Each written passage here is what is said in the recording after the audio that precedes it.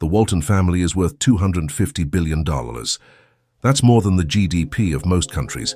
But here's what makes their fortune different from every other billionaire family.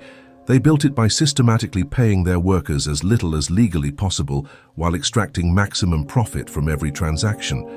We're talking about a business model so ruthlessly efficient that it destroyed entire industries, eliminated millions of jobs, and fundamentally changed how America shops, works, and lives. While tech billionaires get rich by creating new technologies, the Waltons got rich by perfecting the art of exploitation. They didn't invent retail, they weaponized it. They turned shopping into a machine that transfers wealth from workers and small business owners directly into their families' bank accounts. What nobody talks about is how they accomplished this through methods that would make 19th century robber barons jealous. Price wars designed to bankrupt competitors. Labor practices that keep workers dependent on government assistance. Tax schemes that force taxpayers to subsidize their profits while they pay almost nothing back to society. At Walmart's peak dominance, the company employed over 2.3 million people, making it larger than the military forces of most nations. But unlike those military forces, Walmart's army was designed to generate maximum profit for minimum cost. The average Walmart worker earns so little that 14% qualify for food stamps, meaning American taxpayers are essentially subsidizing the Walton family's profits. The secret behind their success wasn't just low prices. It was creating a system where everyone else paid the real costs. Small businesses absorbed the job losses. Local communities absorbed the social costs. Taxpayers absorbed the welfare costs. Foreign workers absorbed the manufacturing exploitation. The Waltons absorbed the profits. This is the story of how one family created the most profitable business model in retail history by externalizing every cost they could onto society while keeping every benefit for themselves. It's a masterclass in how concentrated wealth can reshape entire economies to benefit a single family at everyone else's expense. The numbers are staggering. Walmart generates over $600 billion in annual revenue, more than the GDP of Sweden. The Walton family owns roughly 50% of this empire, giving them more wealth than the bottom 40% of Americans combined. But the real story isn't their wealth. It's how they built a system that ensures their wealth will keep growing while everyone else pays the price. When Sam Walton died in 1992, he left behind more than just the world's largest retailer. He left behind a blueprint for concentrating wealth that his children have refined into the most sophisticated profit extraction machine in American history. Today, the Walton family doesn't just own Walmart. They've created an entire ecosystem of businesses, foundations, and political influence that touches every aspect of American life. From the schools your children attend to the policies your government implements, Walton money shapes decisions that affect millions of people while generating billions in additional profits for the family. What most people don't know is that Walmart's business model was never really about retail efficiency. It was about creating a system where the Waltons could extract maximum value from every transaction while transferring the costs to society. When Walmart destroys local businesses, communities lose jobs and tax revenue. When Walmart pays poverty wages, taxpayers fund food stamps and Medicaid for their workers. When Walmart sources products from overseas sweatshops, American manufacturing workers lose their livelihoods. Behind the folksy, everyday low prices, marketing was a family philosophy that bordered on obsession, profit maximization through cost externalization. Every dollar saved on worker wages, every penny extracted from suppliers, every tax loophole exploited. It all flowed upward to the Walton family, while the consequences flowed downward to everyone else. The story begins in 1962 with Sam Walton's first discount store in Rogers, Arkansas. But this wasn't just another retail venture. It was the beginning of an experiment in economic domination that would prove more transformative than any technological innovation of the past century. Sam understood something about American capitalism that most business owners missed. The real profits didn't come from providing better products or services. They came from systematically reducing costs in ways that competitors couldn't match. While other retailers focused on customer service and product quality, Sam focused on creating operational advantages that would make competition impossible. Let me take you back to 1962, when American retail was dominated by family-owned stores, regional chains, and department stores that employed millions of middle-class workers. It was an economy where retail jobs could support families, where small towns had thriving business districts, and where the profits from commerce stayed in local communities. Sam Walton was about to change all of that forever. The America of the early 1960s was perfect for Sam's vision. Interstate highways were connecting previously isolated rural markets. Computer technology was making large-scale inventory management possible. Labor unions were focused on manufacturing industries and largely ignored retail workers. Most importantly, government regulations hadn't yet recognized the potential for retail chains to accumulate monopolistic power. Sam positioned himself at the intersection of these trends with a simple but revolutionary insight. If you could achieve sufficient scale, you could force suppliers to accept prices so low that smaller competitors couldn't possibly match them. This wasn't just competitive advantage, it was economic warfare designed to eliminate competition entirely. What made Sam different from other ambitious retailers wasn't just his vision of scale, it was his willingness to subordinate every other consideration to profit maximization. While competitors worried about employee morale, community relationships, and long-term sustainability, Sam focused exclusively on extracting maximum value from every aspect of the business. The early Walmart stores were laboratories for testing how far costs could be reduced without destroying the basic retail function. How few employees could operate a store. How low could wages go before turnover became unprofitable. How much could be extracted from suppliers before they went bankrupt. How many local businesses could be destroyed before communities rebelled. Each experiment provided data that informed the next phase of expansion. By the 1970s, Sam had developed a systematic approach to market domination that could be replicated in any community. Enter a market with prices below local competition. Accept losses until local businesses closed. Raise prices once competition was eliminated. Use the profits to fund expansion into the next market. This strategy required enormous capital and patience, but it generated exponential returns. Each conquered market provided resources to fund the conquest of additional markets. By 1980, Walmart was operating in multiple states and had established the foundation for what would become the largest private employer in world history. But Sam's greatest achievement wasn't building Walmart. It was creating a business model that would allow his family to maintain control and extract profits indefinitely, regardless of changing economic conditions or social pressures. The Walton Empire was designed not just to survive Sam's death, but to grow more powerful with each passing generation. The foundation of this sustainability was a simple principle: maximize extraction while minimizing accountability. Walmart would extract value from workers, suppliers, communities, and taxpayers, but the Walton family would remain largely invisible and protected from direct criticism. The company would absorb public anger while the family enjoyed private benefits. When Sam died in 1992, Walmart employed over 400,000 people and generated annual revenues of $55 billion. But the real inheritance he left his children wasn't just a large company.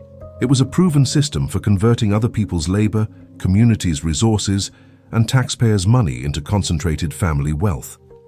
His children have refined this system for over 30 years, adapting it to globalization, technology changes, and political shifts while maintaining its fundamental purpose, transferring wealth from the many to the few through mechanisms that appear legitimate and even beneficial to society. Today, that system generates more wealth for a single family than most countries produce for their entire populations. Understanding how they built it and how they maintain it reveals uncomfortable truths about how power really works in modern America. Chapter 1. Humble Start. Sam Walton's first job taught him everything he needed to know about extracting maximum profit from minimum investment. Squeeze suppliers, exploit workers, and always blame someone else when things go wrong. In 1940, fresh out of college, Sam joined JCPenney as a management trainee in Des Moines, Iowa. The company was known for treating employees well and maintaining good relationships with suppliers. Sam learned their methods carefully. then spent the rest of his career doing exactly the opposite. His first lesson came from watching how JCPenney negotiated with suppliers. The company maintained long-term relationships, paid fair prices, and honored their commitments, even when market conditions changed. Sam saw this as inefficient sentimentality. Why pay fair prices when you could use your buying power to demand discounts? Why honor commitments when you could renegotiate whenever you gained leverage? Sam's second lesson came from observing employee management. JCPenney promoted from within, provided training and development, and offered benefits that made retail jobs attractive to career-oriented workers. Sam concluded that this approach was unnecessarily expensive. Why invest in employee development when you could hire cheaper workers and replace them when they demanded better treatment? These observations shaped Sam's fundamental business philosophy. Loyalty was a luxury that reduced profits. Whether dealing with suppliers, employees, or communities, the goal should be extracting maximum value while providing minimum compensation. Relationships were tools for profit extraction, not sources of mutual benefit. You see, Sam understood something about human nature that most business owners preferred to ignore. Desperate people accept worse treatment than people with alternatives.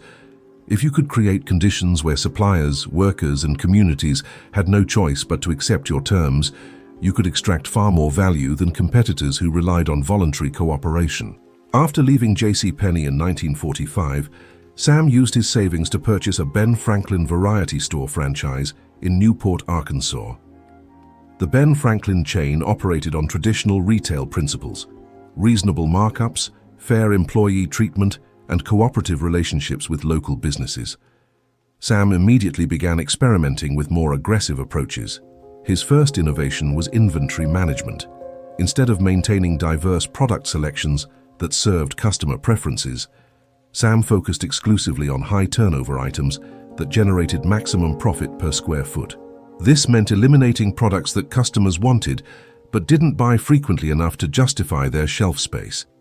The result was a store that felt cramped and limited compared to competitors, but generated significantly higher profits per dollar of inventory investment. Sam had discovered that customer satisfaction was less important than operational efficiency, an insight that would define Walmart's approach for decades. Sam's second innovation was employee management. The Ben Franklin model assumed that retail workers deserved stable employment, reasonable wages, and opportunities for advancement. Sam viewed employees as variable costs that should be minimized like any other expense. He began experimenting with scheduling practices designed to avoid paying benefits. Workers were kept just below full-time status to prevent qualification for health insurance or vacation pay. Shifts were scheduled unpredictably to prevent workers from finding second jobs. Pay raises were eliminated except for workers who demonstrated exceptional productivity.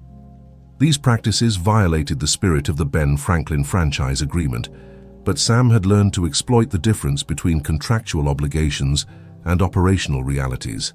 As long as his store met minimum franchise requirements, corporate management couldn't control his day-to-day operations. Here's what made Sam's approach particularly effective. He presented cost-cutting measures as efficiency improvements rather than worker exploitation. Instead of admitting that he was reducing wages to increase profits, he claimed he was eliminating waste and improving productivity.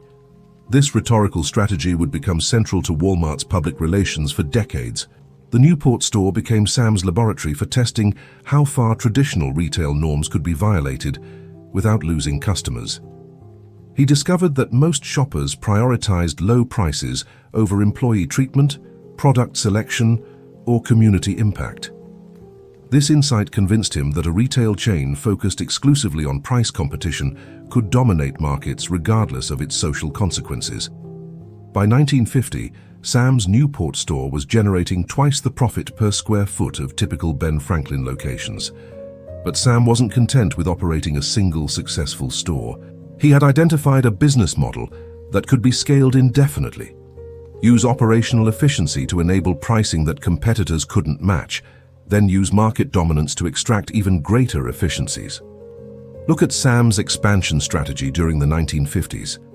Instead of opening stores in established retail markets where he would face experienced competitors, Sam targeted small rural communities that were underserved by major retailers. These markets offered several advantages: less competition, lower real estate costs, cheaper labor, and customers with limited shopping alternatives. Sam opened his second store in Bentonville, Arkansas in 1950. Bentonville was perfect for his strategy: a small town with limited retail options, a rural population that valued low prices over shopping convenience, and local government officials who would welcome any business development, regardless of its long-term community impact. The Bentonville store confirmed Sam's hypothesis about rural market potential. Small-town customers were willing to accept limited product selection, minimal customer service, and stark store environments in exchange for prices that were 10–20% below regional competitors. More importantly, rural communities lacked the political sophistication to recognize how discount retailers would ultimately affect local business ecosystems. What's remarkable about Sam's early expansion is how systematically he avoided markets where his business model might face serious challenges. He stayed away from union-dominated areas where workers might organize for better treatment. He avoided affluent communities where customers might prioritize service and selection over price. He concentrated on regions where economic desperation made his cost-cutting approaches appear beneficial rather than exploitative. Between 1950 and 1962, Sam opened 15 Ben Franklin franchise stores throughout Arkansas and neighboring states.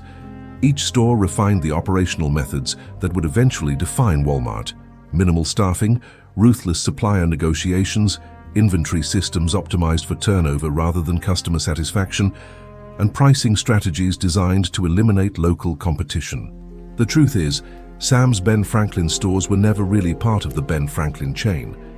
They were prototypes for a completely different retail model that used the Ben Franklin name for legitimacy while violating every principle the chain represented.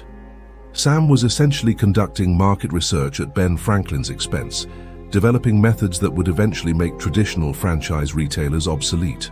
His most important discovery during this period was the relationship between scale and supplier leverage. A single store had limited negotiating power with manufacturers and distributors, but a chain of stores could demand volume discounts, exclusive arrangements, and customized products that smaller retailers couldn't access. Sam began coordinating purchasing across his multiple stores to increase his leverage with suppliers. This coordination required sharing sales data, standardizing inventory systems, and centralizing ordering processes, innovations that would become essential components of Walmart's competitive advantage. By 1962, Sam controlled enough retail volume to begin making demands that traditional suppliers found difficult to accept. He wanted prices below their normal wholesale rates. He wanted payment terms that improved his cash flow at their expense. He wanted exclusive products that other retailers couldn't offer. Most importantly, he wanted contracts that allowed him to cancel orders or demand additional discounts whenever his bargaining position improved. These demands violated traditional supplier relationships based on mutual benefit and long-term cooperation. Sam was proposing a new model based on systematic exploitation of supplier dependence. Companies that needed his volume would have to accept his terms regardless of the impact on their other customers or their own profitability. Consider what this meant for the broader retail ecosystem. Sam's success required destroying the collaborative relationships that had allowed thousands of small retailers to coexist profitably.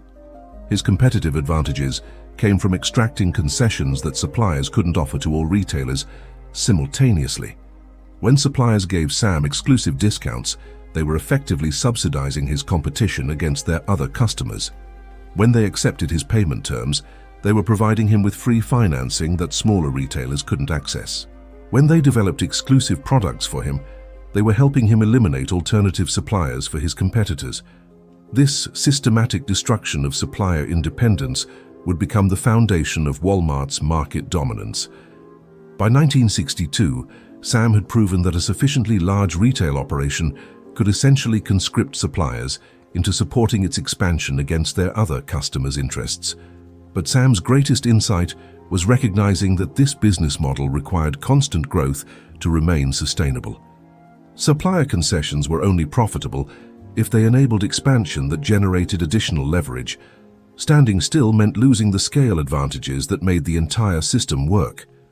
In 1962, Sam made the decision that would transform American retail forever. He would abandon the Ben Franklin franchise model and create his own retail chain designed exclusively for maximum growth and profit extraction.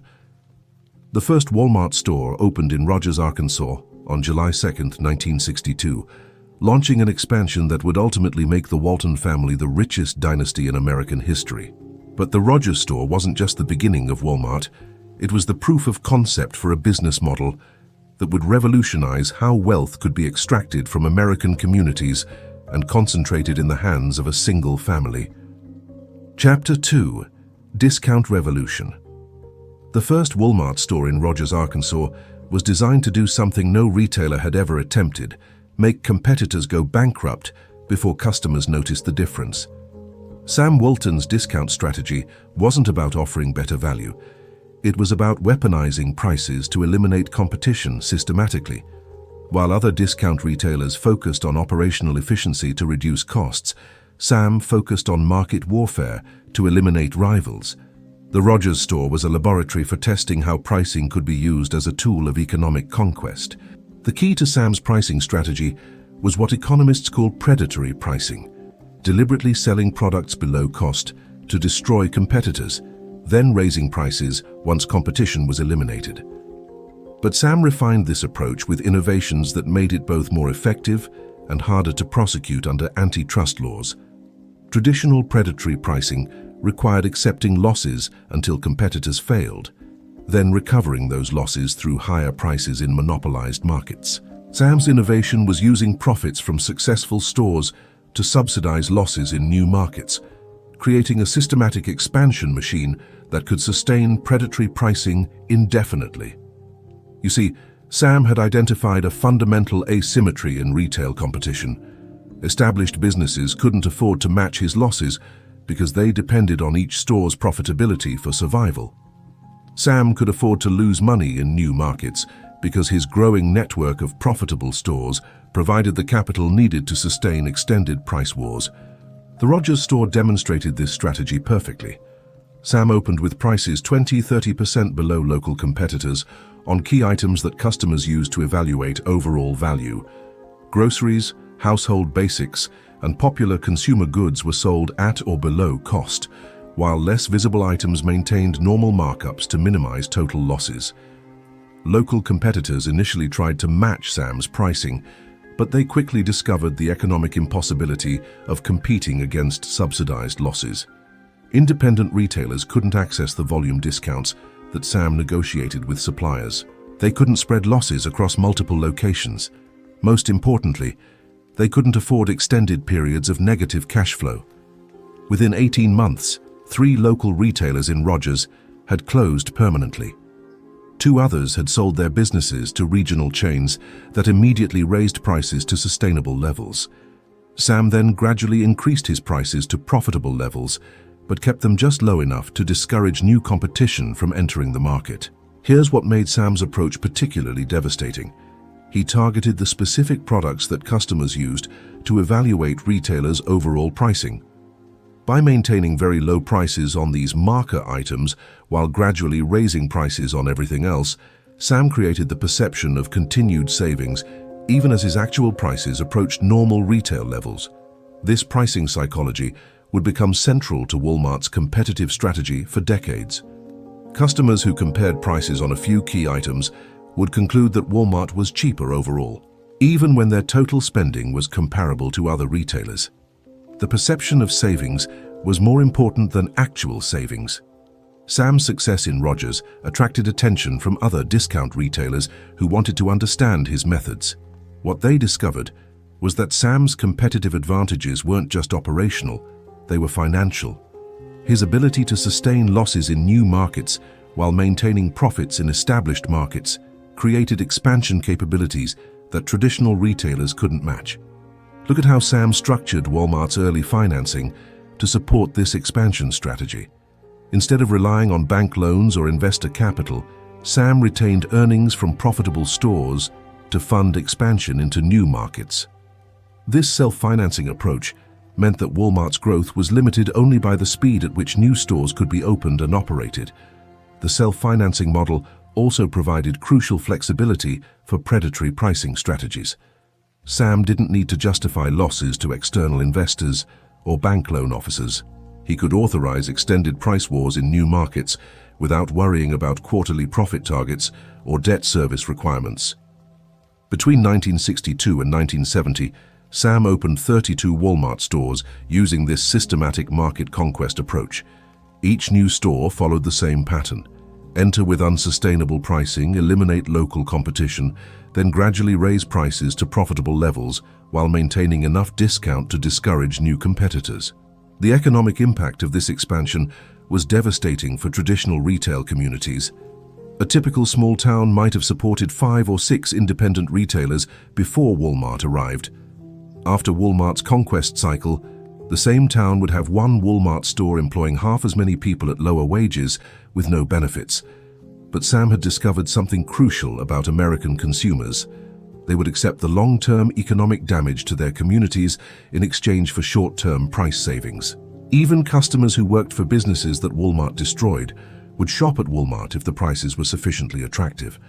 This consumer behavior allowed Sam to externalize the costs of his expansion onto the communities he was conquering. Job losses, reduced wages, and eliminated business ownership were absorbed by local residents, while the profits from increased efficiency flowed to the Walton family. What's remarkable about this period is how little resistance Sam encountered from government regulators or local officials. Antitrust enforcement in the 1960s focused on manufacturing industries and largely ignored retail concentration. Local governments typically welcomed any business development without analyzing its long-term economic impacts. Sam also benefited from the timing of his expansion. The 1960s were a period of economic optimism when most Americans believed that business growth automatically benefited everyone. The idea that a retailer could systematically extract wealth from communities while impoverishing their residents seemed impossible to most observers. The truth is, Sam was pioneering a new form of economic colonialism that operated within the United States.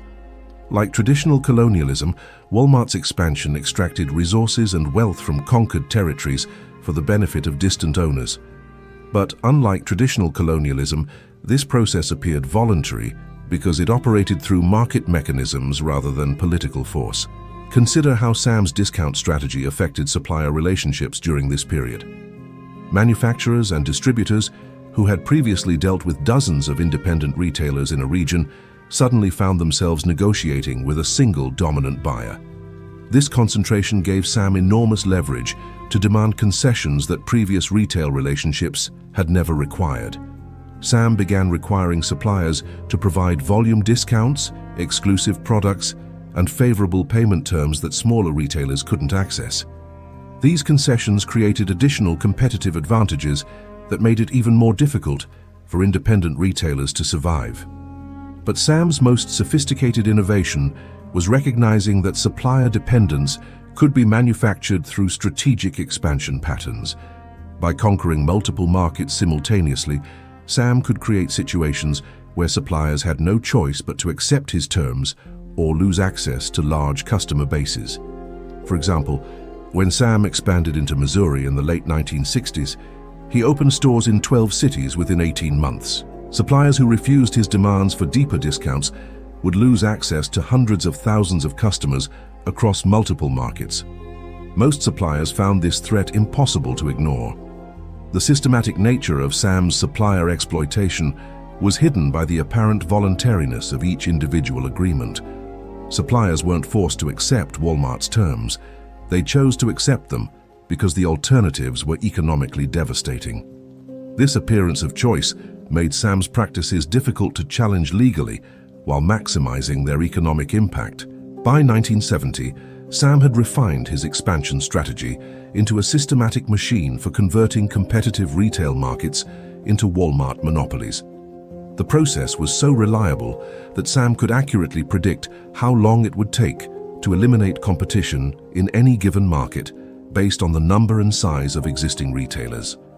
Look at the numbers from Sam's first decade. Walmart's average store generated $2 million in annual revenue, while employing 65% fewer workers than the traditional retailers it replaced.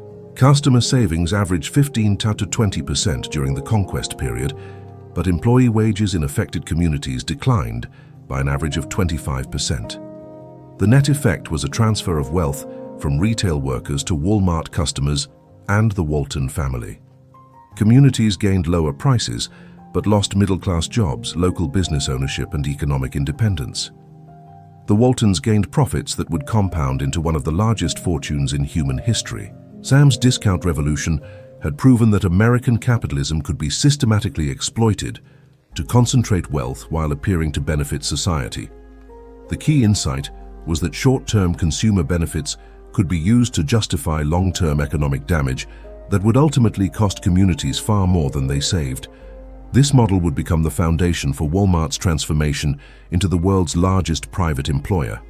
But first, Sam needed to solve the logistical challenges that would allow this proven strategy to scale across the entire United States. The discount revolution was complete.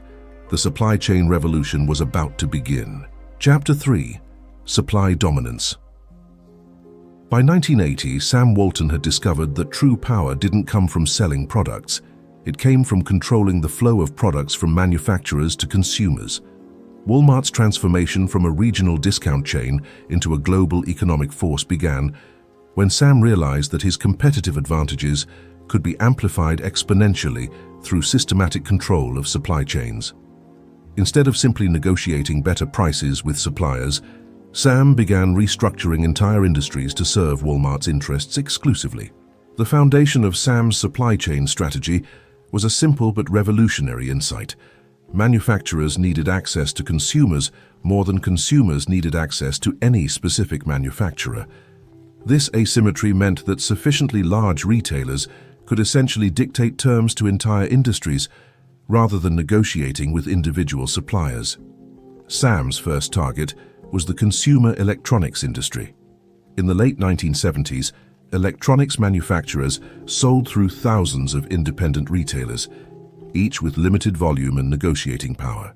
Sam recognized that by consolidating electronics purchasing across Walmart's growing store network, he could become the dominant customer for major manufacturers. But Sam's approach went far beyond traditional volume purchasing. He demanded that electronics manufacturers redesign their products specifically for Walmart, modify their production schedules to match Walmart's inventory needs, and accept payment terms that essentially made them extensions of Walmart's operations rather than independent businesses. Consider what Sam required from television manufacturers. Instead of offering standard product lines to all retailers, manufacturers had to create exclusive Walmart models with specifications designed to maximize Walmart's profit margins. These products couldn't be sold to competing retailers, giving Walmart permanent competitive advantages that no price-matching strategy could overcome. The exclusive product strategy was brilliant because it made direct price comparisons impossible. Customers couldn't comparison shop for identical products between Walmart and competitors because the products weren't identical. This allowed Walmart to maintain the perception of superior value even when their prices weren't actually lower than competitors. You see, Sam had discovered that controlling product specifications was more valuable than controlling prices. Custom products created artificial scarcity that benefited Walmart, while appearing to benefit consumers through unique features and competitive pricing. Sam's electronic strategy became the template for systematic supply chain conquest across dozens of product categories. Clothing manufacturers were required to create exclusive Walmart apparel lines. Household goods companies had to develop custom product configurations. Even food processors were pressured to create special package sizes and formulations for Walmart distribution. Here's what made this approach particularly devastating for traditional retailers. Manufacturers who accepted Walmart's exclusive product demands were essentially abandoning their other retail customers. Independent stores couldn't offer products that didn't exist in their supply chains, regardless of their willingness to match Walmart's prices. The exclusive product strategy also created powerful incentives for manufacturers to prioritize Walmart relationships over all other retail partnerships. Companies that invested in custom Walmart products had strong reasons to ensure Walmart's success, even if that success came at the expense of their other customers. Between 1980 and 1990, Sam systematically applied this exclusive product strategy across virtually every category of consumer goods. The result was a supply chain infrastructure designed to funnel consumer spending through Walmart while making alternative retailers economically unsustainable. But Sam's most sophisticated innovation was recognizing that supply chain control could be used to reshape entire industries according to Walmart's operational requirements. Instead of adapting Walmart to existing supplier capabilities, Sam began requiring suppliers to adapt their operations to Walmart's specifications. The centerpiece of this industrial restructuring was Walmart's vendor management system, which required suppliers to integrate their operations with Walmart's inventory and ordering systems. Suppliers had to provide real-time data about their production capabilities, inventory levels, and cost structures. They had to accept automated ordering that prioritized Walmart's needs over their own production schedules. Look at how this system worked in practice with clothing manufacturers. Traditional retail relationships allowed manufacturers to plan production schedules, manage inventory levels, and allocate products among multiple retail customers according to their own operational requirements. Walmart's vendor management system eliminated this independence entirely. Clothing manufacturers had to produce according to Walmart's sales forecasts, maintain inventory levels determined by Walmart's algorithms, and ship products according to Walmart's delivery schedules. The manufacturers became subcontractors in Walmart's supply chain rather than independent businesses serving multiple customers. This transformation was justified as efficiency improvement, but its real purpose was transferring operational risks from Walmart to its suppliers.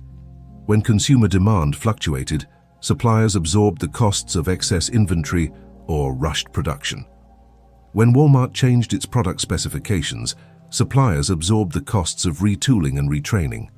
When economic conditions created pricing pressures, suppliers absorbed the profit reductions while Walmart maintained its margins. The vendor management system also provided Walmart with unprecedented intelligence about manufacturing costs, production capabilities, and industry trends. Suppliers had to share detailed financial information that Walmart could use to optimize its negotiating strategies and identify opportunities for further cost reductions. What's remarkable about this supplier intelligence system is how it allowed Walmart to systematically eliminate inefficiencies throughout entire industries while capturing all the benefits for itself. When Walmart identified opportunities for production improvements, suppliers were required to implement those improvements but couldn't increase their prices to reflect enhanced efficiency. Sam's supply chain conquest accelerated dramatically during the 1980s as computer technology made complex vendor management systems feasible. Walmart invested heavily in information systems that could track inventory movement, analyze sales patterns, and coordinate supplier operations across thousands of stores. These information systems weren't just operational tools, they were weapons for supplier control. The data Walmart collected about consumer preferences, purchasing patterns, and market trends was far more comprehensive than what individual suppliers could gather about their own products. This information asymmetry gave Walmart enormous advantages in supplier negotiations. Consider how Walmart used sales data to manipulate supplier relationships. When a supplier's product performed well in Walmart stores, Walmart could demand lower prices by threatening to reduce shelf space or promotional support. When a product performed poorly, Walmart could demand financial concessions to maintain distribution or threaten immediate discontinuation. The supplier had no independent way to verify Walmart's claims about sales performance or market potential. They had to accept Walmart's analysis and negotiate from whatever position Walmart chose to offer them. This information monopoly made traditional supplier-retailer negotiations obsolete. But Sam's greatest achievement during this period was recognizing that supply chain control could be used to reshape global manufacturing patterns according to Walmart's labor cost preferences. As American manufacturing wages increased during the 1980s, Sam began systematically relocating Walmart's supply chain to countries with lower labor costs. The globalization of Walmart's supply chain wasn't driven by consumer demand for foreign products. It was driven by Sam's determination to reduce labor costs throughout Walmart's vendor network. American manufacturers who couldn't match foreign labor costs lost their Walmart contracts regardless of product quality, delivery reliability, or technological capabilities. This offshore sourcing strategy had devastating impacts on American manufacturing communities, but it generated enormous profits for Walmart and its suppliers. The labor cost savings were partially passed to consumers through lower prices, but the majority was captured by Walmart and its foreign manufacturing partners. Here's what made Walmart's globalization particularly systematic. Sam didn't just move purchasing to foreign suppliers. He helped create the industrial infrastructure that would serve Walmart's long-term sourcing needs. Walmart provided technical assistance, quality standards, and production planning that enabled foreign manufacturers to meet American consumer expectations. The result was a global manufacturing network designed specifically to serve Walmart's operational requirements. Foreign suppliers became as dependent on Walmart as domestic suppliers, but with even less bargaining power due to cultural barriers, distance from American markets, and limited alternative distribution channels. By 1990, over 60% of Walmart's merchandise was sourced from foreign manufacturers, making Walmart one of the largest importers in the United States. This proportion would continue increasing throughout the 1990s as Sam's successors extended his supply chain strategies to virtually every product category. The truth is, Sam's supply chain revolution accomplished something unprecedented in economic history. It made a single retailer the dominant force in dozens of manufacturing industries simultaneously. Walmart's supplier requirements influenced production decisions, labor practices, and technological development across vast sectors of the global economy. Look at the cumulative impact by 1990.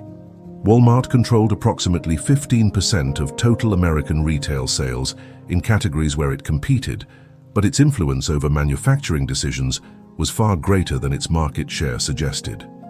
Suppliers who depended on Walmart for significant portions of their revenue had to structure their entire operations around Walmart's requirements, even for products sold to other retailers. This supplier dependence created a systematic mechanism for transferring productivity gains from manufacturing to retail, while concentrating the benefits in the Walton family's wealth. Improvements in manufacturing efficiency, automation, and quality control were captured by Walmart through lower supplier prices rather than being shared with manufacturing workers or manufacturing company owners. The supply chain revolution had transformed American capitalism in ways that would have been impossible through direct industrial ownership. By controlling access to consumers, Sam had gained effective control over manufacturing decisions, employment practices, and technological development throughout vast sectors of the economy. But Sam's vision extended beyond supply chain control. His next target was the workforce itself, and he had developed strategies for labor management that would make his supply chain innovations look modest by comparison. Chapter 4.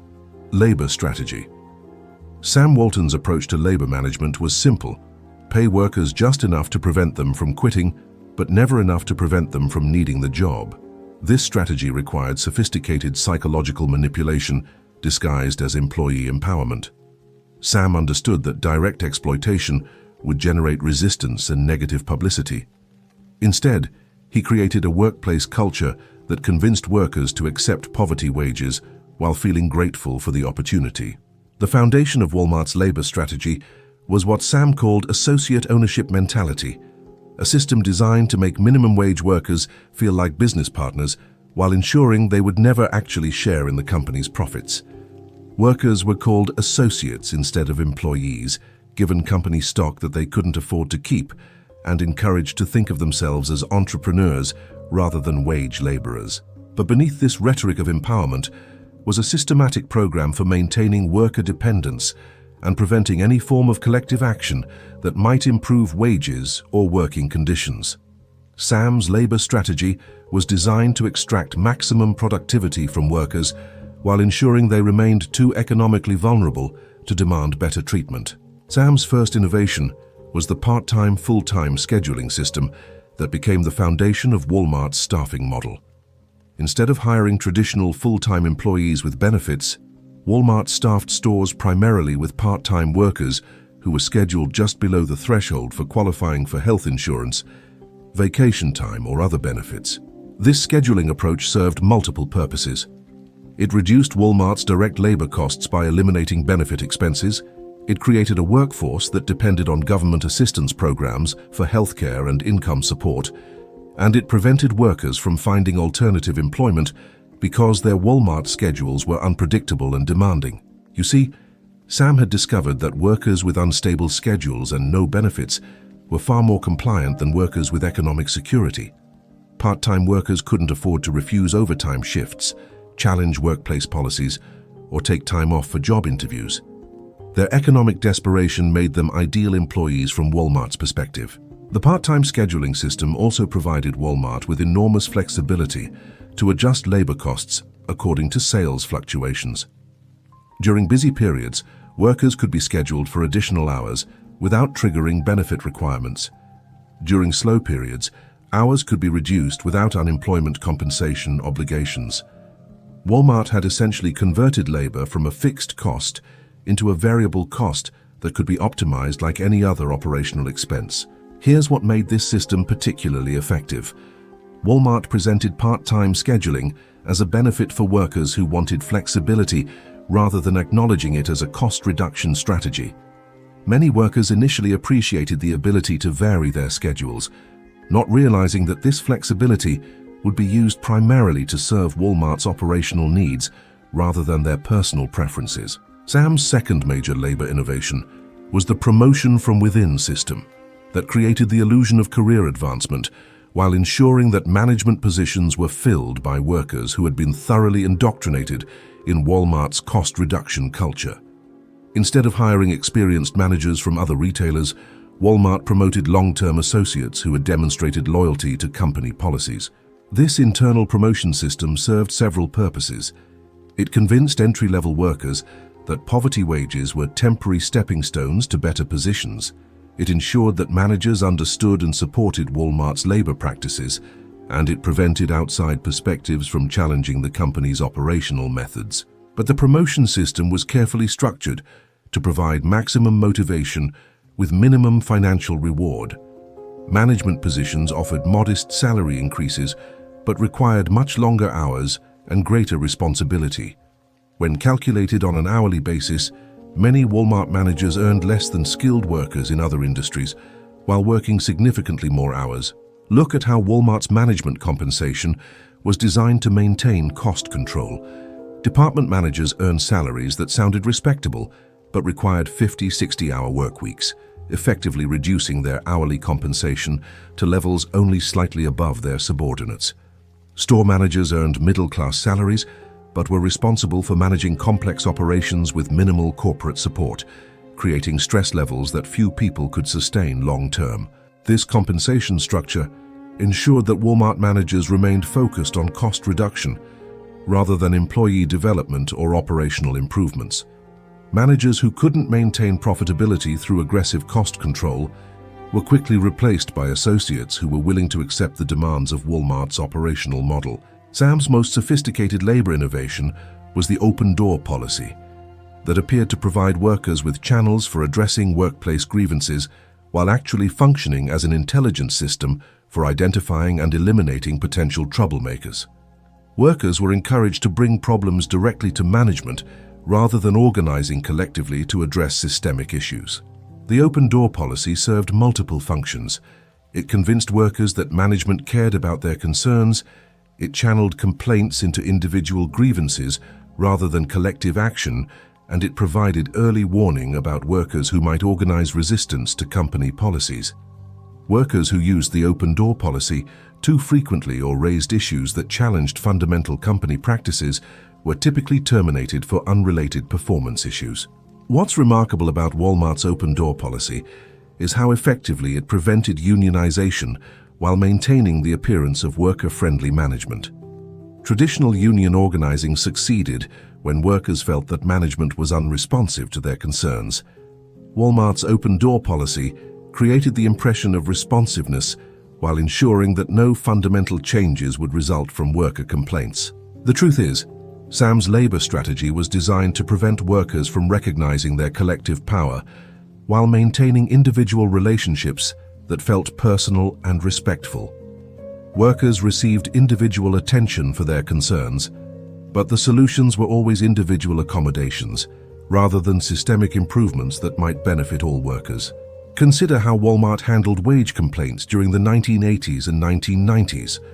Workers who approached management about low wages were typically offered small individual raises, additional hours, or opportunities for advancement that required accepting additional responsibilities. These individual solutions convinced workers that the company was responsive while ensuring that overall wage levels remained suppressed. The individual approach to worker relations also prevented workers from comparing their treatment and recognizing patterns of systematic exploitation. Workers who received individual accommodations felt grateful and special, rather than recognizing that their problems were shared by most of their co-workers. Sam's labor strategy also included sophisticated methods for preventing union organizing that went far beyond traditional anti-union tactics. Instead of simply opposing unions, Walmart created workplace cultures that made unions appear unnecessary while systematically eliminating conditions that typically motivate union organizing.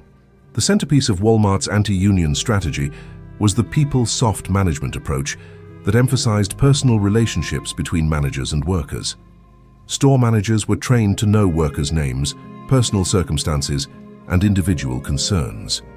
This personal attention created emotional bonds that made workers reluctant to challenge management through collective action. But beneath the personal relationships was a systematic program for identifying and eliminating workers who showed potential for union organizing. Walmart developed sophisticated surveillance methods for monitoring worker communications, identifying influential employees and tracking any signs of collective discontent. Workers who were identified as potential union organizers faced increased scrutiny of their performance, reduced hours, undesirable shift assignments, and ultimately termination for minor policy violations. This systematic elimination of union sympathizers was disguised as normal performance management, making it difficult to prove anti-union discrimination. Here's what made Walmart's anti-union strategy particularly effective. It operated proactively rather than reactively. Instead of waiting for union organizing campaigns and then responding, Walmart continuously monitored and managed worker attitudes to prevent organizing from ever beginning. The company invested heavily in manager training programs that taught sophisticated techniques for detecting and preventing collective action. Managers learned to recognize early signs of worker discontent, identify natural leaders among their staff, and implement interventions that would redirect worker energy toward individual advancement rather than collective organizing. Walmart also developed economic strategies for making union organizing appear unnecessary. During periods when union activity increased in retail industries, Walmart would implement modest wage increases or benefit improvements that reduced worker motivation for collective action. These improvements were always carefully calculated to cost less than union wages, while appearing to demonstrate management's concern for worker welfare. Look at the results of Sam's labor strategy by 1990. Walmart employed over 275,000 workers, but had never experienced a successful union organizing campaign. Average wages were 20–30% below comparable retail positions, but worker turnover was actually lower than industry averages because of the company's effective psychological management techniques. The economic impact of Walmart's labor practices extended far beyond the company itself. By demonstrating that large-scale retail operations could be profitable with poverty-level wages, Walmart pressured competitors to adopt similar labor practices. The result was a systematic reduction in retail wages throughout American communities where Walmart operated. Traditional retailers who had previously paid middle-class wages found themselves unable to compete with Walmart's prices while maintaining their labor standards. Many were forced to reduce wages, eliminate benefits, and adopt Walmart-style scheduling practices to maintain market share.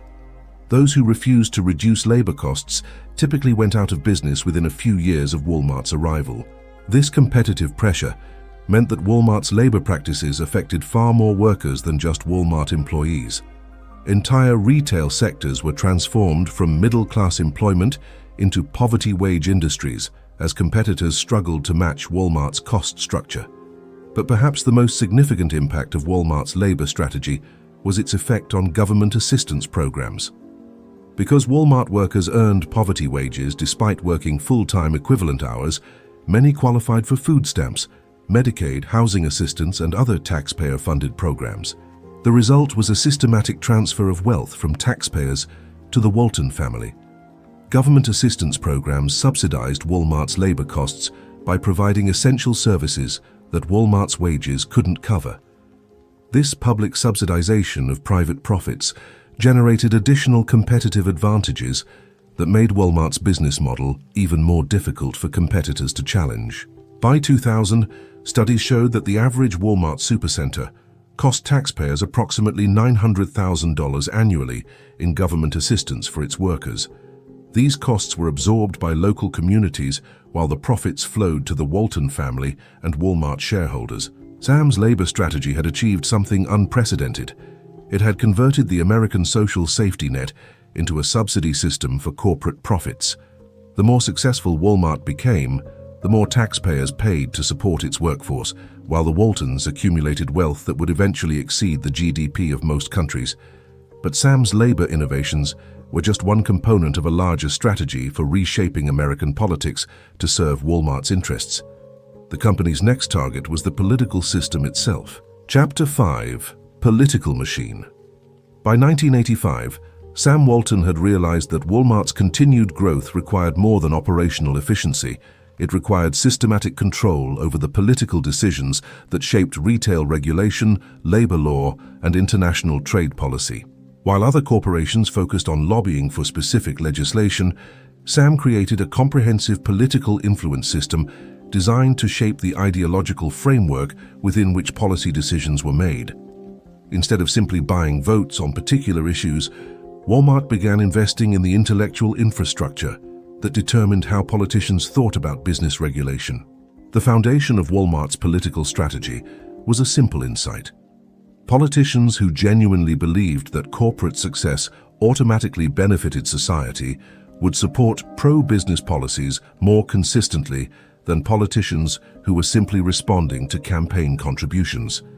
Sam's goal was to create a political environment where helping Walmart appeared synonymous with helping America. Sam's first major political initiative was funding economic research that would provide intellectual justification for Walmart's business practices. The company began supporting university research programs, think tanks, and policy organizations that studied retail economics, labor markets, and international trade. This research consistently concluded that discount retailers like Walmart generated enormous benefits for consumers and communities. But the research was carefully designed to measure only the benefits that Walmart wanted to publicize, while ignoring the costs that might generate political opposition. Studies documented consumer savings from discount retail, but didn't calculate the economic impact of displaced workers or eliminated small businesses. Research analyzed the efficiency of global supply chains, but didn't examine the effects on American manufacturing communities. You see, Sam had discovered that academic research was far more influential than corporate lobbying for shaping long-term political attitudes. Politicians might question claims made by corporate lobbyists, but they typically accepted findings published by respected universities and research institutions. By funding research that supported Walmart's interests, Sam could influence political decisions while maintaining the appearance of objective analysis. The research strategy was particularly effective because it operated through multiple layers of intellectual authority. University professors conducted studies that were analyzed by think tank researchers, who developed policy recommendations that were reported by journalists, who informed public opinion that influenced political decisions. At each stage, the connection to Walmart's funding became more indirect, but the cumulative effect was to create an intellectual environment that favored policies beneficial to Walmart's business model. This approach was far more sophisticated than traditional corporate lobbying because it influenced the conceptual framework within which policy debates occurred. Consider how Walmart's research funding influenced discussions about international trade policy during the 1980s and 1990s. As Walmart increasingly sourced products from foreign manufacturers, the company needed trade policies that would facilitate imports while avoiding restrictions that might increase costs or reduce availability. Traditional corporate lobbying for trade liberalization might have generated opposition from domestic manufacturers and labor unions who understood that increased imports would cost American jobs. But research funded by Walmart and other import-dependent retailers consistently demonstrated that trade liberalization generated net benefits for American consumers through lower prices and increased product variety.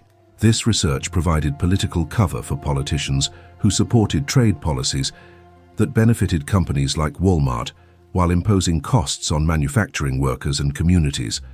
Politicians could claim they were supporting policies that helped consumers rather than acknowledging that they were helping specific corporate interests. Here's what made Walmart's trade policy influence particularly sophisticated. The company simultaneously supported research that promoted trade liberalization while lobbying for specific trade provisions that would benefit Walmart's operational requirements.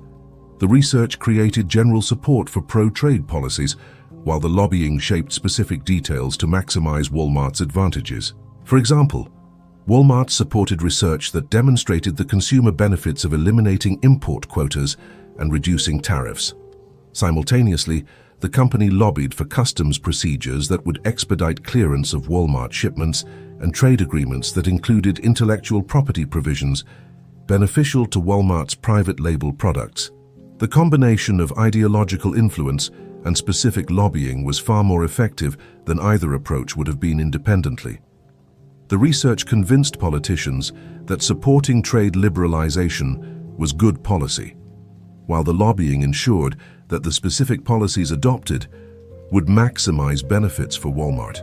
Sam's political strategy extended beyond economic policy to labor law, where Walmart needed regulatory environments that would support its workforce management practices. The company began funding research into labor market flexibility, part-time employment benefits, and alternatives to traditional union organizing.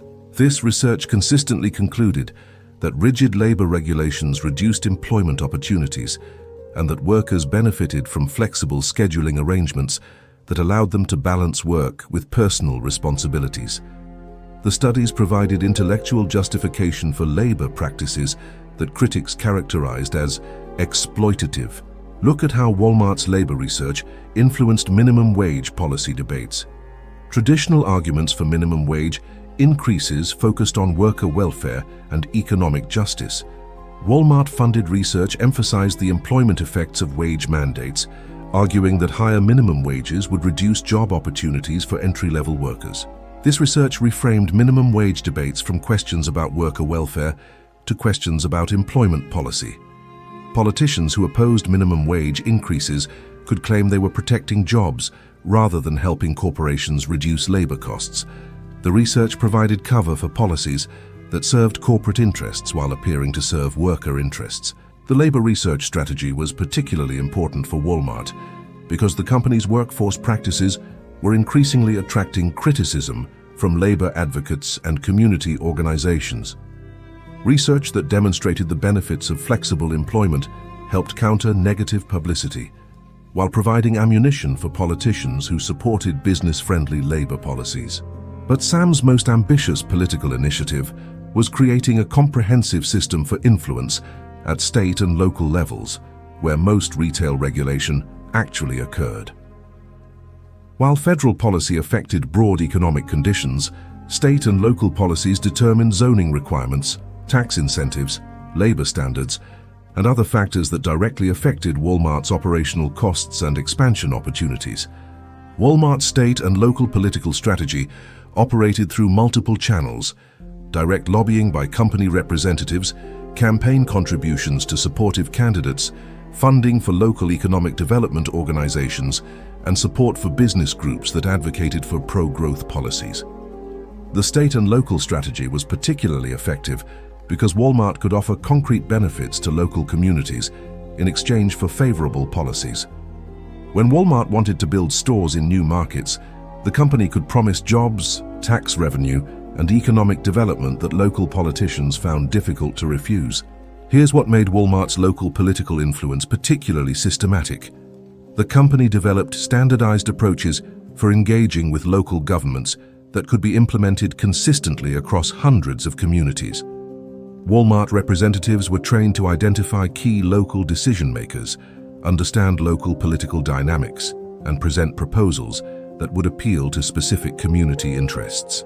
The standardized approach allowed Walmart to negotiate from positions of strength in local political discussions. Company representatives understood exactly what concessions they could offer and what policies they needed in return. Local officials, who typically had limited experience with large-scale retail development, were often overwhelmed by Walmart's sophisticated negotiating capabilities. Consider how Walmart's local political strategy worked in practice when the company wanted to build supercenter stores that competed directly with local grocery chains. Traditional supermarkets were often significant local employers and taxpayers who had political influence based on their community relationships. Walmart would begin by commissioning economic impact studies that demonstrated how supercenter development would benefit local communities through job creation, increased tax revenue, and consumer savings. These studies were conducted by respected consulting firms and presented with apparent objectivity, even though they were funded by Walmart and designed to support predetermined conclusions. The economic impact studies provided local officials with intellectual justification for supporting Walmart development even when it would harm existing local businesses. Politicians could claim they were supporting policies that benefited their communities rather than acknowledging that they were choosing between competing business interests. Walmart also developed sophisticated methods for neutralizing opposition from local business groups and labor organizations. The company would identify potential opponents early in the development process and implement targeted strategies for reducing their influence or buying their support. Local business opposition was typically addressed through economic arguments that emphasized consumer benefits and market competition. Walmart representatives would argue that opposition to development was essentially opposition to consumer choice and free market competition. This framing made business opposition appear self-serving rather than community-minded. Labor opposition was typically addressed through job creation promises and community investment commitments. Walmart would promise that new stores would create more jobs than they eliminated and would generate economic activity that would benefit the entire community. These promises were difficult to verify in advance and often didn't materialize as projected, but they were effective for reducing immediate political opposition. The truth is, Walmart's local political strategy was designed to create fait accompli situations where community opposition would be economically and politically costly to maintain. Once Walmart had obtained necessary permits and begun construction, the economic interests supporting project completion became stronger than the interests supporting opposition. Look at the cumulative results of Walmart's political strategy by 1995. The company had successfully expanded into markets throughout the United States with minimal regulatory resistance, had influenced federal trade and labor policies in ways that supported its business model, and had established political relationships that would facilitate continued growth regardless of changing economic conditions. Walmart's political machine had achieved something unprecedented in American business history. It had converted government at all levels into a systematic supporter of the company's expansion and profit maximization. Instead of viewing government as a constraint on corporate behavior, Walmart had made government into a partner in its wealth accumulation strategy. But Sam's political achievements were just preparation for his most ambitious goal: expanding Walmart's business model to global markets where the profit opportunities were even greater than anything available in the United States. Chapter 6. Global Empire. In 1991, Sam Walton launched Walmart's international expansion with a simple goal: replicate the company's American success in markets where labor was cheaper, regulations were weaker, and competition was less sophisticated. Sam's global strategy wasn't about serving international customers. It was about accessing international profit opportunities that weren't available in increasingly competitive American markets. Foreign expansion would provide Walmart with cheaper labor, lower-cost suppliers, and business environments where the company's operational advantages would be even more decisive than in the United States. The cornerstone of Walmart's international strategy was identifying markets where American-style retail infrastructure didn't exist, allowing Walmart to establish dominant positions before local competitors could develop effective responses. Sam targeted developing economies where rising incomes were creating new consumer markets, but existing retail systems remained fragmented and inefficient. Mexico became Walmart's first international laboratory for testing how American discount retail methods could be adapted to foreign market conditions. The Mexican retail market in 1991 was dominated by small family-owned stores, traditional markets, and a few regional chains that lacked sophisticated supply chain management or operational systems. Walmart's entry into Mexico demonstrated the overwhelming advantages that systematic American retail methods provided in less developed business environments. The company's inventory management, supplier relationships, and pricing strategies were so superior to existing Mexican retail that local competitors couldn't effectively respond even when they understood what Walmart was doing. You see, Sam had identified a crucial asymmetry in global retail development. American companies had decades of experience optimizing large-scale retail operations, while businesses in developing countries were still learning basic principles of modern retail management. This experience gap created opportunities for market dominance that would have been impossible in mature retail markets. Walmart's Mexican operations also provided the company with access to lower-cost suppliers and manufacturing capabilities that could serve both Mexican and American markets. Mexican manufacturers who wanted access to Walmart's distribution network had to accept pricing and operational requirements that generated additional profits for Walmart, while reducing costs for American consumers. The Mexican expansion established the template for Walmart's global strategy: enter developing markets with superior operational capabilities, establish dominant market positions before competitors could respond, then use those positions to access lower-cost suppliers and manufacturing that would benefit Walmart's worldwide operations. Between 1993 and 2000, Walmart expanded into Canada, Argentina, Brazil, China, Germany, South Korea, and the United Kingdom, adapting its basic operational model to different regulatory environments and cultural preferences while maintaining its fundamental focus on cost reduction and market dominance. Here's what made Walmart's global expansion particularly systematic. The company didn't just export American retail methods, it created integrated international supply chains that could optimize costs and profits across multiple countries simultaneously.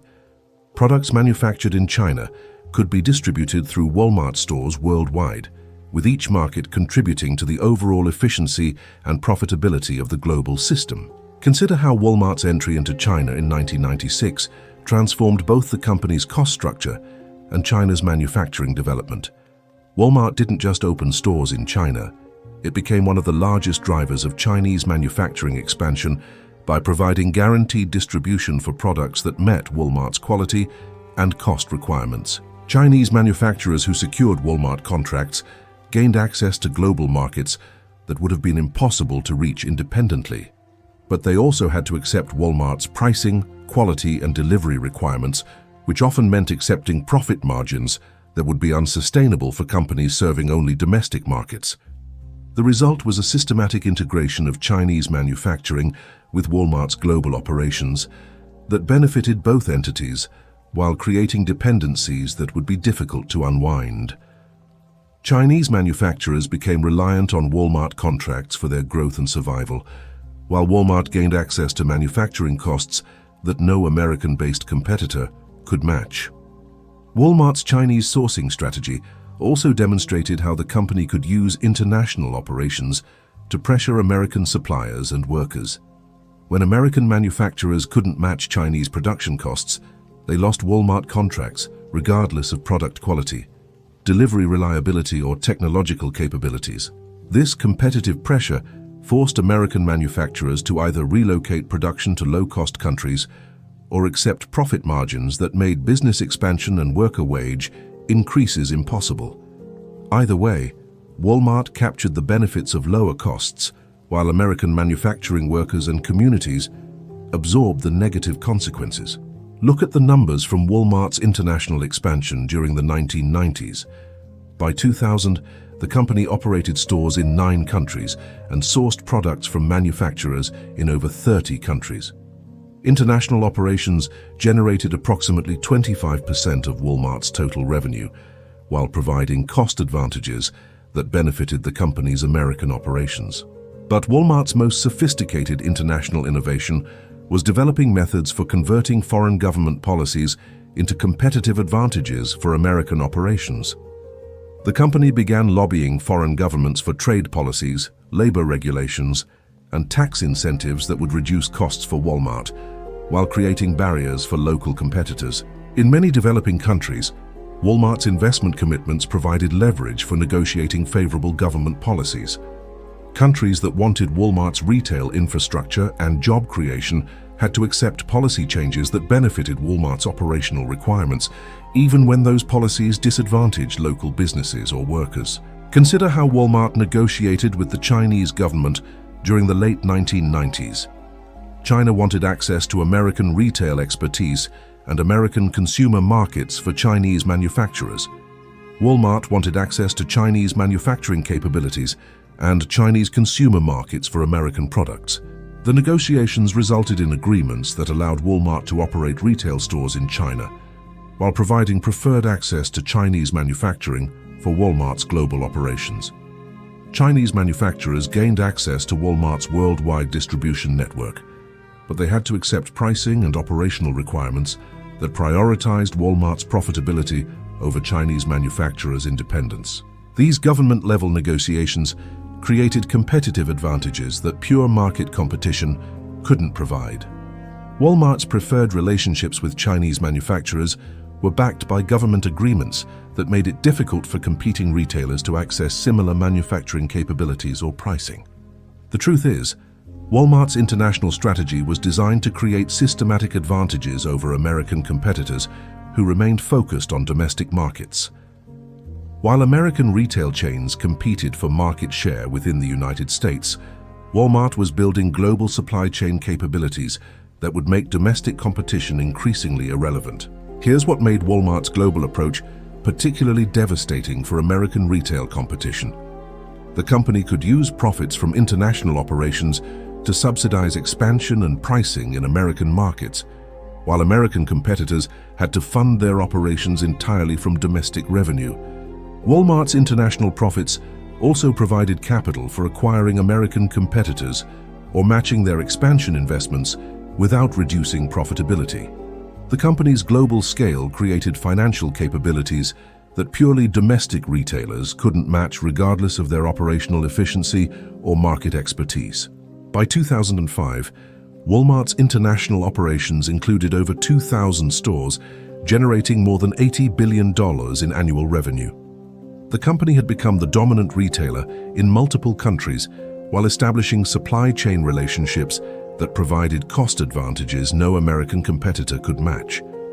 But Walmart's global empire also created new vulnerabilities that would eventually require sophisticated management strategies. Operating in multiple countries exposed the company to currency fluctuations, political risks, and cultural conflicts that didn't exist in purely domestic operations. More importantly, Walmart's international success attracted attention from global competitors who began adopting similar strategies for their own international expansion. European retailers like Carrefour and Tesco, German discounters like Aldi and Lidl, and emerging market retailers began challenging Walmart's dominance in specific countries and product categories. The competitive pressure forced Walmart to continuously refine its international strategies while maintaining the cost advantages that made global expansion profitable. The company couldn't rely on superior operational methods alone. It needed systematic advantages that would remain effective as international competition intensified. Walmart's response to increasing international competition was characteristic of the company's approach to all competitive challenges. Instead of accepting reduced profitability, the company intensified its efforts to reduce costs and increase operational efficiency.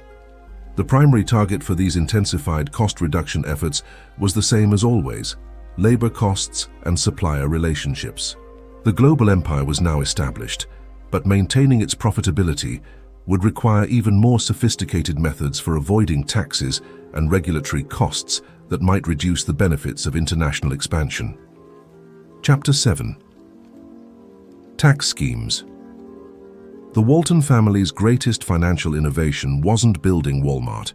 It was making their wealth virtually invisible to tax authorities while maintaining complete control over the world's largest retail empire.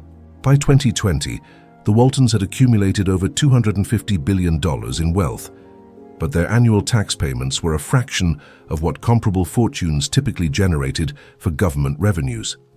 Through a sophisticated network of trusts, foundations, and offshore entities, the family had essentially achieved permanent tax exemption while continuing to extract billions in profits from their business empire. The foundation of the Walton tax strategy was a simple principle that Sam learned from studying other wealthy families. Assets that officially belong to institutions rather than individuals aren't subject to personal income or estate taxes. Between 1985 and 2005, the Waltons transferred the majority of their Walmart holdings to entities they controlled but didn't technically own. Sam's first major tax innovation was the Walton Family Foundation. Established in 1987 as a charitable organization dedicated to education reform and community development. The foundation received massive donations of Walmart stock from family members, generating enormous tax deductions while maintaining family control over the voting rights and investment decisions. But the foundation wasn't just a tax shelter. It was a sophisticated influence operation that advanced the family's business interests while appearing to serve public purposes. Foundation grants consistently supported educational policies that would benefit Walmart's operational requirements, school choice programs that created markets for educational services, workforce development initiatives that trained workers for retail employment, and research programs that promoted business-friendly economic policies. You see, the Waltons had discovered that charitable activities weren't just good for society. They were incredibly profitable for wealthy families who understood how to structure them properly. Every dollar donated to family foundations reduced taxable income by $1. But the foundations continued investing their assets and generating returns that ultimately benefited family interests. The foundation model was so successful that the Waltons expanded it throughout the 1990s. The Alice L. Walton Foundation supported arts and cultural programs. The Rob Walton Foundation funded environmental initiatives. The Jim Walton Foundation promoted community development projects. Each foundation served dual purposes, providing tax deductions while supporting activities that enhanced the family's reputation and influence. Consider how the education-focused foundations operated in practice. Instead of simply donating money to existing schools, the foundations funded school choice programs that created markets for educational services provided by companies connected to Walton business interests. Charter school management companies, educational technology firms, and teacher training organizations received foundation funding while also receiving contracts from school districts seeking to implement foundation-supported reforms. This integration of charitable giving with business development was incredibly sophisticated. The foundations appeared to be supporting education while actually creating profitable opportunities for Walton-connected enterprises. The charitable activities generated tax deductions, while the business activities generated additional profits. Here's what made the foundation strategy particularly effective. It provided permanent tax advantages that would benefit future generations regardless of changes in tax law. Foundation assets could grow indefinitely without being subject to estate taxes, meaning the family's wealth would compound over generations without significant tax reduction. The Waltons' second major tax innovation was the family trust system that became the model for sophisticated wealth management throughout the 21st century. Instead of owning Walmart stock directly, family members became beneficiaries of trusts that technically owned their shares, while providing them with all the economic benefits of ownership. The trust structures the Waltons created were extraordinarily complex, involving multiple layers of entities in different jurisdictions with overlapping but distinct purposes. A single block of Walmart stock might be owned by a trust incorporated in Delaware, managed by a company based in Nevada, and have its income distributed through entities in Wyoming and South Dakota. This complexity made it virtually impossible for tax authorities to trace the true ownership and value of Walton assets. Each entity could be analyzed independently and appear to comply with relevant tax regulations, but the combined effect was to make most Walton wealth invisible to taxation. Look at how the trust system worked for estate tax avoidance. When Sam Walton died in 1992, his estate was officially valued at approximately $100 million for tax purposes, but financial analysts estimated that his true wealth was closer to $8 billion, meaning that over 95% of his fortune had been successfully transferred to trusts and foundations that weren't subject to estate taxation. The estate tax avoidance wasn't achieved through illegal methods. It was accomplished through sophisticated legal structures that took advantage of differences between economic reality and tax law definitions. Sam's wealth was real and continued benefiting his family, but it was legally owned by entities that weren't subject to personal taxation. The Waltons' most sophisticated tax scheme was international tax arbitrage that took advantage of differences between American and foreign tax systems. The family established companies in countries with favorable tax treaties with the United States, then structured transactions to minimize global tax liability while maximizing after-tax income. For example, Walmart's international licensing operations were structured through entities in Luxembourg and Ireland that could receive royalty payments from Walmart's global operations while paying minimal taxes in any jurisdiction. These royalties represented payments for the use of Walmart's retail methods, brand recognition, and operational systems in foreign markets. The international licensing structure allowed the Waltons to extract profits from Walmart's global operations without paying American taxes on those profits, while the foreign countries received minimal tax revenue because the licensing entities had few employees or physical operations in their jurisdictions. Here's what made the international tax strategy particularly sophisticated. It was completely legal under existing tax treaties while being economically artificial.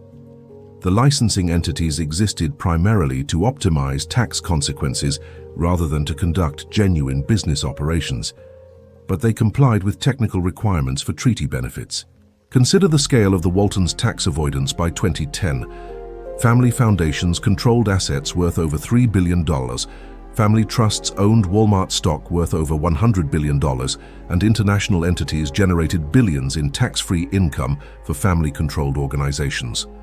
The combined effect was a comprehensive system that made most Walton wealth invisible to American tax authorities.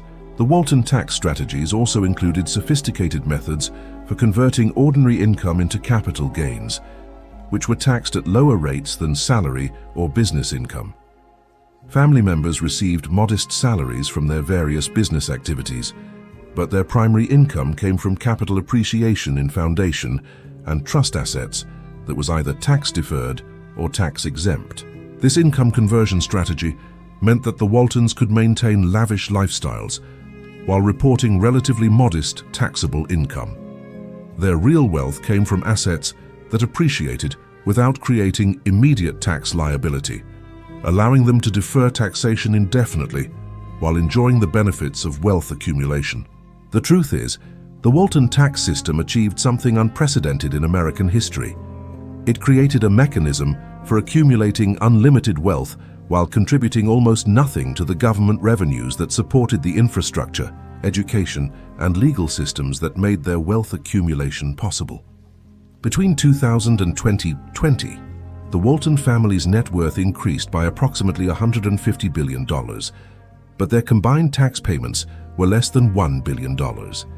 Effectively, they paid less than 1% of their wealth accumulation in taxes while benefiting from government services that cost taxpayers hundreds of billions annually.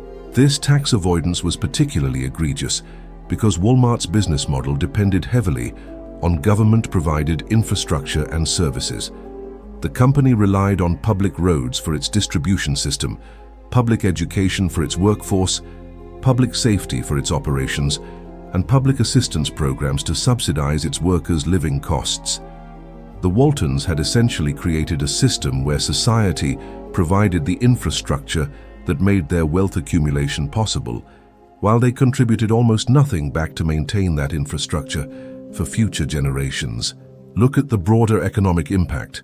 The Walton tax avoidance strategies were copied by other wealthy families and corporations, creating a systematic erosion of the tax base that funded government operations.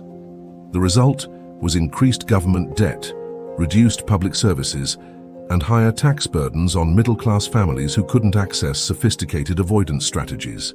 By 2020, financial experts estimated that wealthy families' tax avoidance strategies were costing the federal government over $100 billion annually in lost revenue.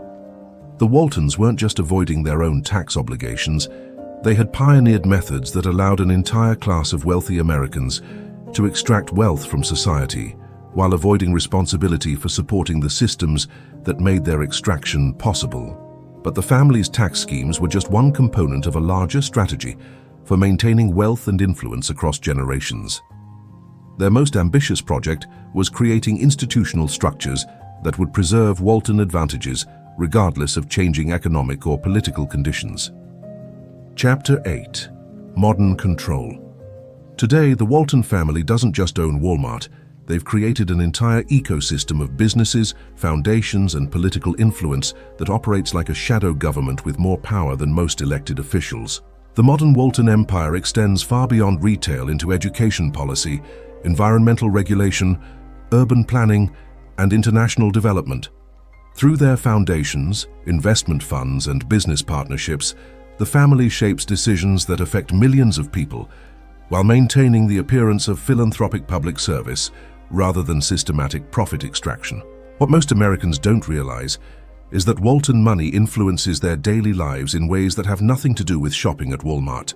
The schools their children attend, the policies their governments implement, the technologies they use, and the communities they live in are all shaped by Walton investments and initiatives designed to create profitable opportunities for family businesses. The centerpiece of modern Walton influence is their education reform empire, which has become the largest private force shaping American education policy. Through multiple foundations and investment vehicles, the Waltons fund charter school operations, educational technology companies, teacher training programs, and policy organizations that advocate for school choice and educational privatization. But this isn't traditional philanthropy. It's systematic market creation for education services provided by Walton-connected companies. The family simultaneously funds policy research that advocates for educational privatization while investing in companies that would profit from privatization policies. They appear to be supporting education while actually creating profitable markets for their business interests. Consider how the Walton education strategy operates in practice.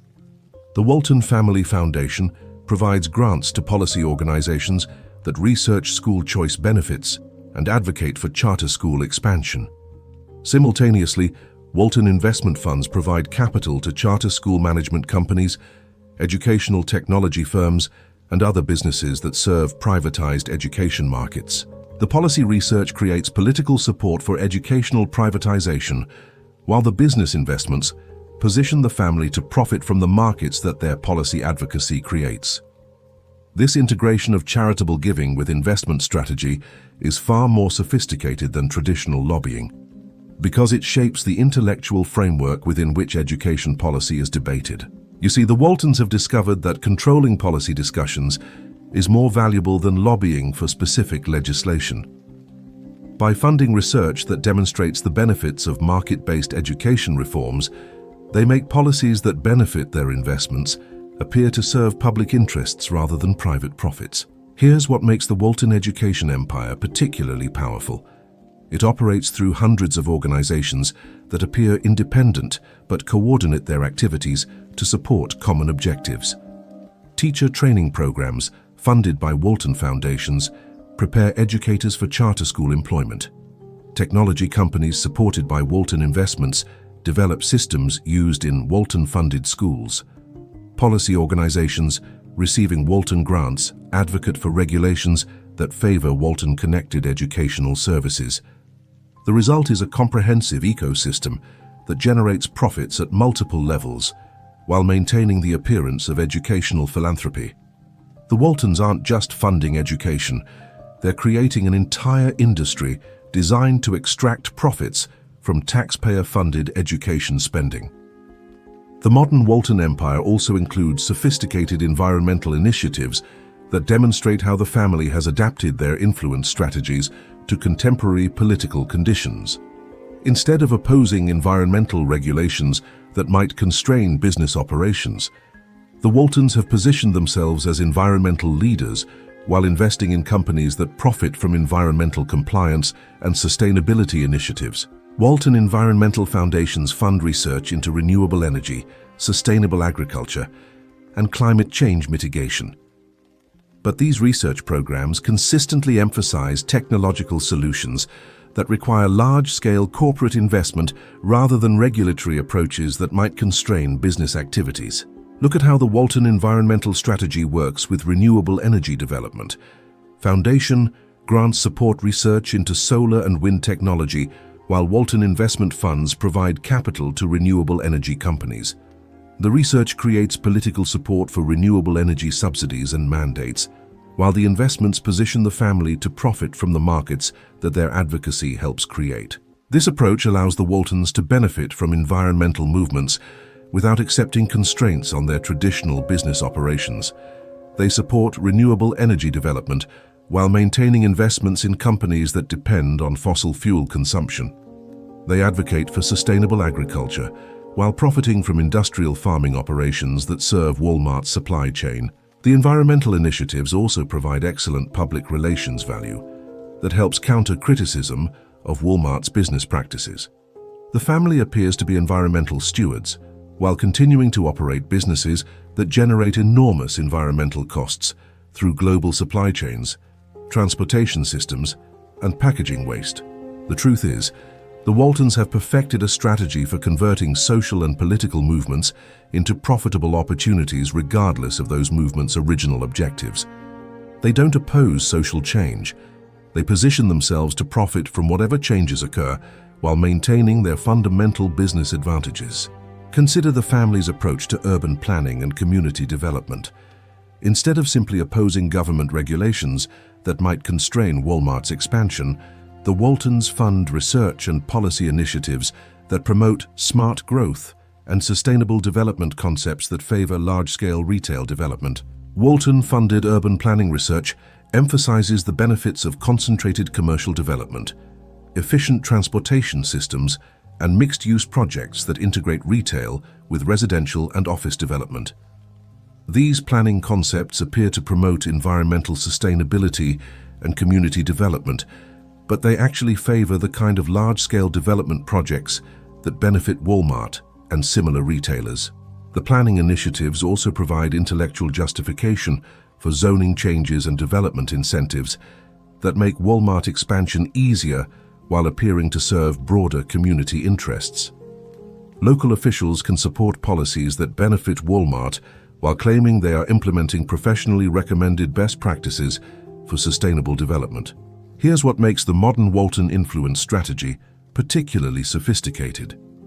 It operates through multiple policy areas simultaneously, creating reinforcing effects that amplify the family's power while making their influence difficult to trace or challenge.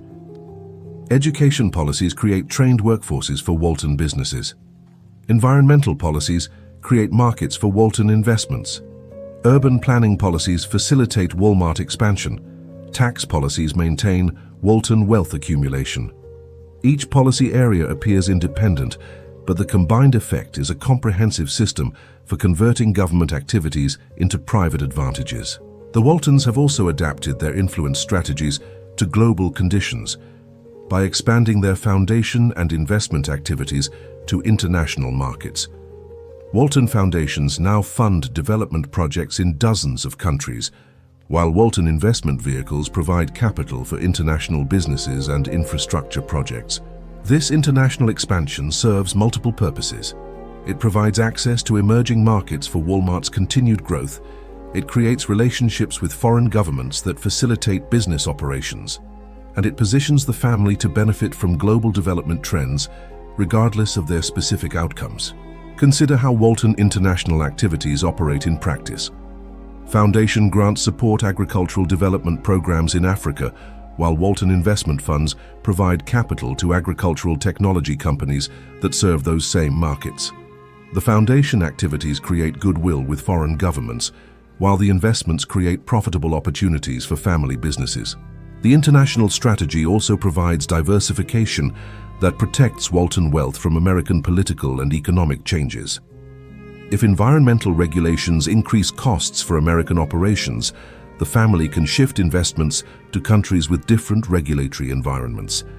If American tax policies become less favorable, international structures can minimize tax liability. Look at the scale of modern Walton influence by 2020. Family foundations distributed over $600 million annually to hundreds of organizations worldwide.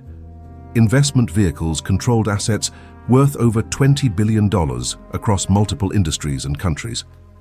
Business operations generated revenue exceeding $500 billion annually while employing over 2 million people globally.